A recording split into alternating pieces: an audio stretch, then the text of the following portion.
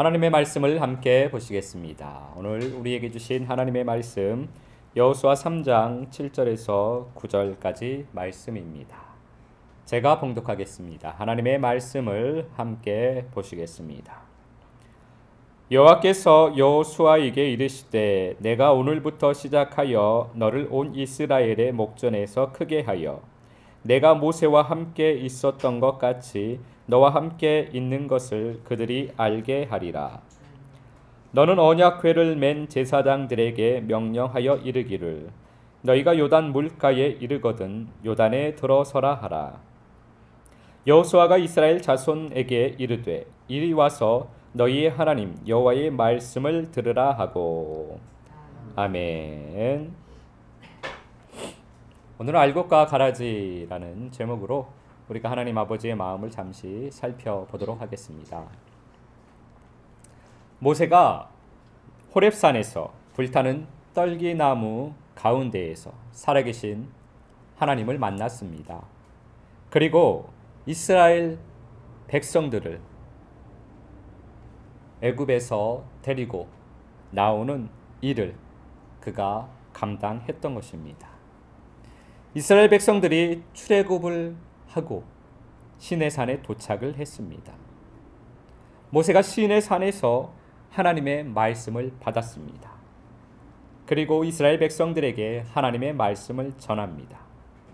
출애굽기 20장 19절, 34장 34절, 35절 말씀 함께 보시겠습니다. 제가 봉독합니다. 모세에게 이르되 당신이 우리에게 말씀하소서 우리가 들으리이다. 하나님이 우리에게 말씀하시지 말게 하소서 우리가 죽을까 하나이다.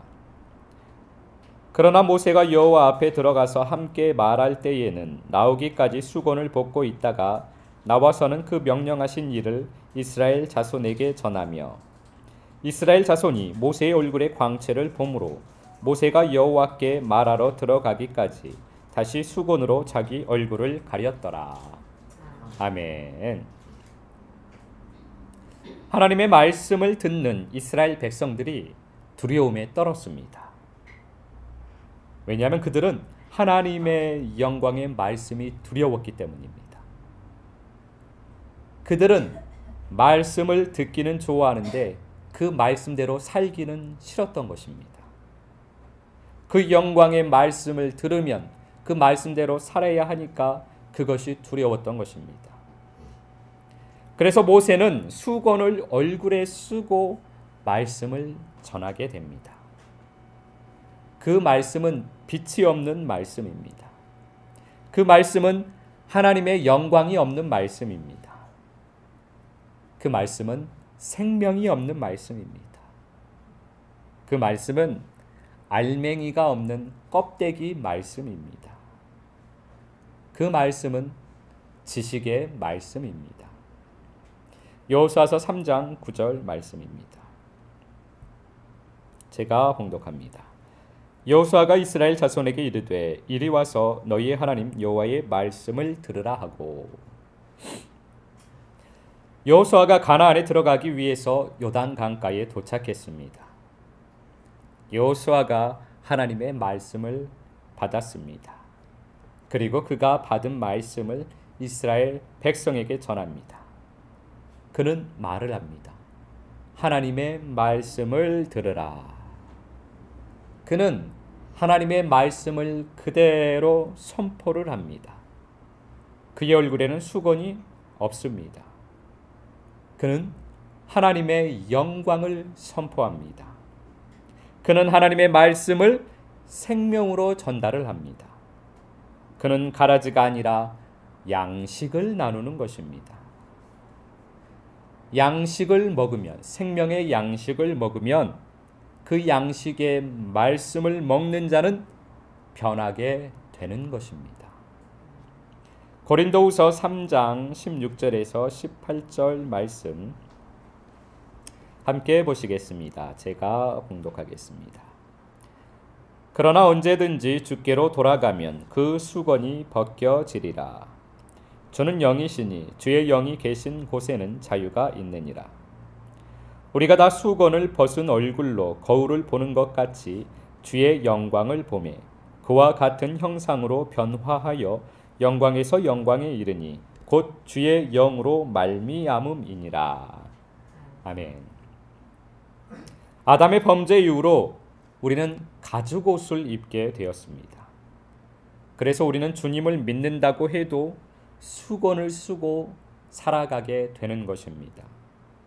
그런데 우리가 세상으로 나로 살아가던 삶에서 돌아서서 주님께로 나아가게 되면 그 수건이 벗겨지게 되는 것입니다. 더러운 옷을 벗어야만 합니다. 가죽옷을 벗어야만 합니다. 주님의 영으로 우리의 율법의 옷이 벗겨지고 나면 우리가 자유를 얻게 되는 것입니다. 수건을 걸치고 있으면 우리는 지식의 말씀을 배우게 됩니다. 우리가 수건을 벗어야 양식의 말씀을 먹게 되는 것입니다. 양식의 말씀을 먹는 것은 다른 말로 하면 주님의 영광을 보는 것입니다. 주님의 영광을 보면 영광에서 영광에 이르게 됩니다. 주님의 영광으로 변화되게 되는 것입니다. 그 영광이 바로 생명입니다. 영광을 보는 사람이 생명을 얻게 됩니다. 영광을 본다는 말은 다른 말로는 말씀을 먹는 것입니다. 말씀을 먹은 사람이 생명을 얻게 됩니다. 지식의 말씀으로는 우리는 절대로 변화가 되지 않습니다. 생명의 말씀을 먹어야 우리가 변화되는 것입니다. 그 변화는 우리의 영과 혼과 몸이 거룩하고 흠이 없게 되는 것을 말하는 것입니다. 여호수아서 1장 7절 말씀 함께 보시겠습니다. 제가 봉독합니다. 오직 강하고 극히 담대하여 나의 종 모세가 내게 명령한 그 율법을 다 지켜 행하고 우로나 좌로나 치우치지 말라. 그리하면 어디로 가든지 형통하리니. 아멘. 모세의 출애굽 여정과 여호수아의 가나안 여정을 보면 그 분위기가 사뭇 다르다는 것을 우리는 알게 됩니다. 모세의 출애굽 여정에는 자기 주장과 사람의 열심이 있습니다. 그곳에는 강한 불이 느껴집니다. 여호수아의 가나안 여정에서는 순종과 물과 같은 부드러움이 느껴집니다. 주님의 부르심 앞에 서면 누구나가 다 두려움이 앞서게 됩니다. 그래서 강하고 담대하라고 말씀하여 주시는 것입니다. 모세도 여호수아도 마찬가지입니다.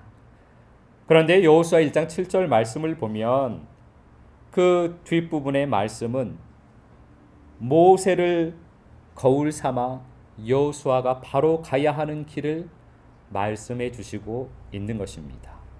좌로나 우로나 치우치지 말고 말씀에 순종하는 삶을 살라고 말씀을 하십니다. 모세에게 부족했던 순종을 여호수아에게 말씀하여 주시는 것입니다. 그리고 그가 말씀대로 살도록 주님께서 여호수아에게 말씀을 해 주셨던 것입니다. 모세의 출애굽 여정은 모세 한 사람에게 초점이 맞추어져 있는 것처럼 보입니다. 그러나 여호수아의 가나안 여정은 이스라엘 공동체의 그 초점이 맞추어져 있는 것처럼 우리가 말씀을 보면 그것을 보게 됩니다.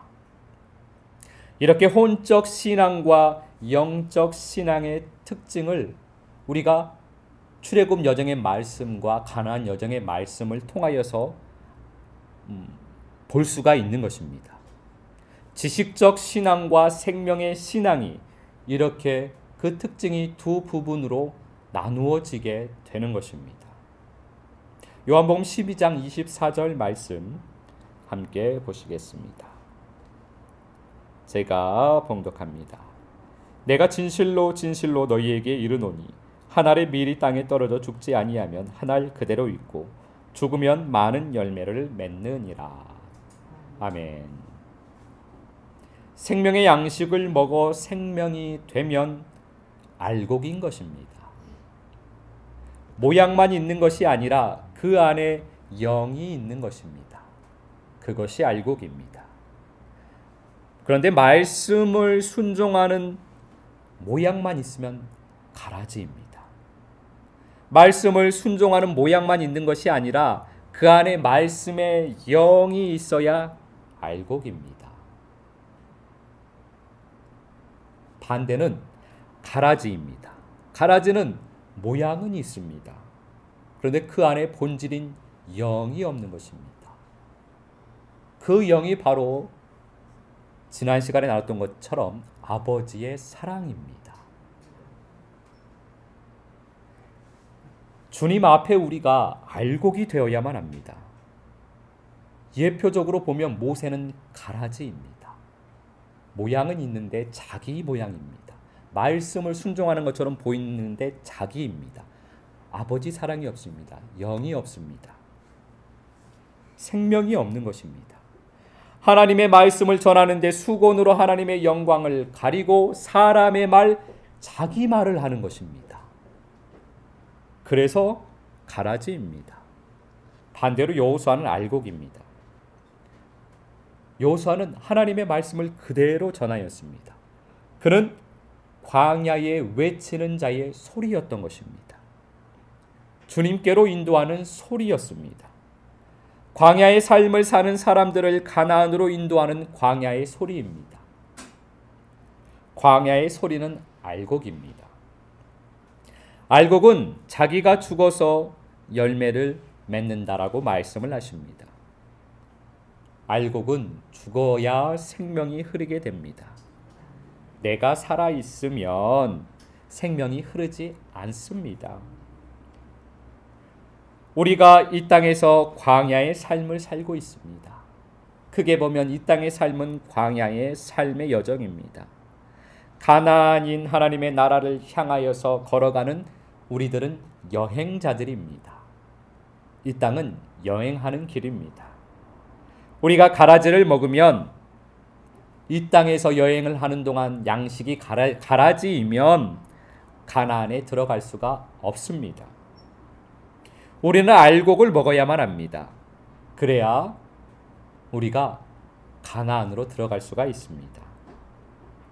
알곡을 먹어 이 땅에서 우리는 영적으로 가나안에 들어가야만 합니다.